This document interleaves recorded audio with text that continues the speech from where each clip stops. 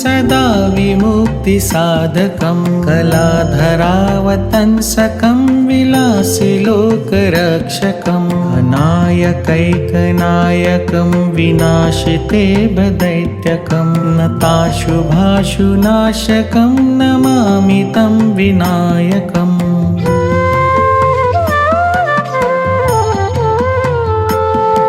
न तेतरातिभीकरं नवोदितार्कभास्वरं न मत्सुरारिनिर्जरं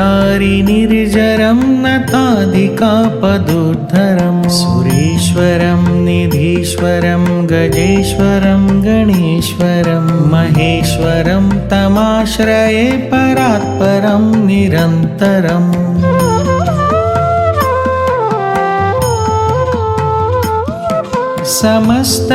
समस्तलोकशङ्करं निरस्तदैत्यकुञ्जरं दरेतरोदरं वरं वरे भवक्त्रमक्षरं कृपाकरं क्षमाकरं मुदाकरं यशस्करं मनस्करं नमस्कृतां नमस्करोमि भास्वरम् किञ्चनार्तिमार्जनं चिरन्तनोक्तिभाजनं पुरारिपूर्वनन्दनं सुरारिगर्वचर्वणं प्रपञ्चनाशभीषणं धनञ्जयादिभूषणं कपोलदानवारणं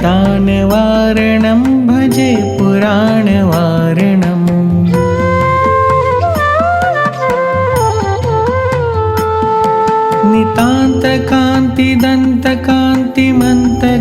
नितान्तकान्तिदन्तकान्तिमन्तकान्तिकात्मजम् अचिन्त्यरूपमन्तहीनमन्तराय कृन्तनं हृदन्तरे निरन्तरं वसन्तमेव योगिना तमेकदन्तमेव तं विचिन्तयामि सन्ततम्